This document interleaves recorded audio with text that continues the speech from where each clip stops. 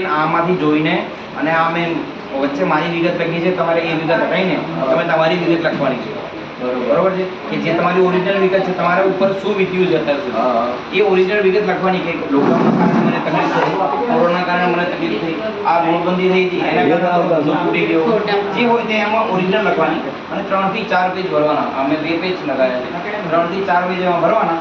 અને by post તમારી બાજુમાં બેંક હોય ને તો એ જઈને બેંકમાં નથી દેવાનું, બાય પોસ્ટ. અને એ પણ રજિસ્ટ્રી પોસ્ટ, એને રજિસ્ટર એડી કહેવાય.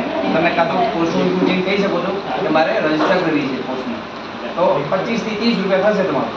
પોસ્ટમાં આપતાની પહેલાં એની ઝેરોક્સ કરી લેવાની, આપણી જોડે રાખવાની. પછી પોસ્ટમાં આપીને એક સ્લીપ આપશે, સ્લીપ આપણે સાચવી મૂકવાની.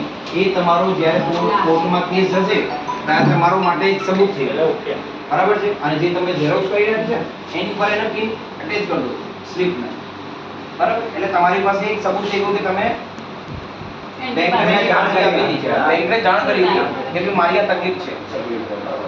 બહુ ઈઝી છે, મુશ્કેલ નથી. બેંક હોઈ શકે છે તમને એક વખત અરજી આપશો તો ના પાડી દેશે, ફોન કરીને ના પાડશે. તો એને કહેવાનું, જો તમને ફોન આવી જાય કે ભાઈ આ બધી ફાલતુની અરજી કરવાની નહીં, તો સાહેબ મેં તમને લેટરમાં જવાબ આપ્યો છે, તમે મને લેટરમાં મોકલી દો. ફોનમાં હું તો મારું નહીં સાંભળું, મેલ નહીં, લેટર, બરાબર છે?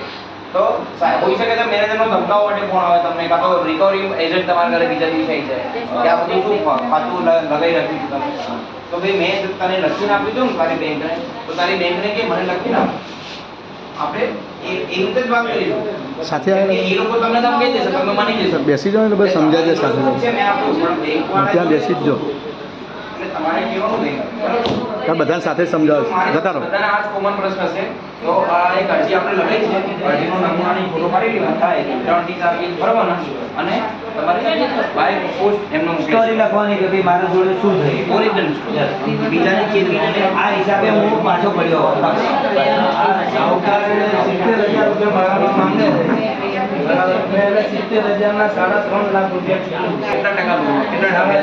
6%. જો હવે એક આ સાહુકારની, જો બધા સાંભળજો, બહુ સારી વાત છે ભાઈ. એ સાહુકાર જોડે લોન લીધું છે, કોઈ પણ લોન લઈ શકે છે સાહુકાર જોડે. તો સાહુકારનો આપણે આરબીઆઈનો, રિઝર્વ બેંક ઓફ ઇન્ડિયાનો નિયમ છે કે 1% વધારે આપણે ઇન્ટરેસ્ટ લેવાનું કે દેવાનું નથી. બેંકને નિર્દેશ આપેલો છે અને સાહુકારોને પણ નિર્દેશ આપ્યો છે, 1% વધારે તમે ઇન્ટરેસ્ટ લેશો નહીં, બરાબર? કોઈ કસ્ટમર જોડે.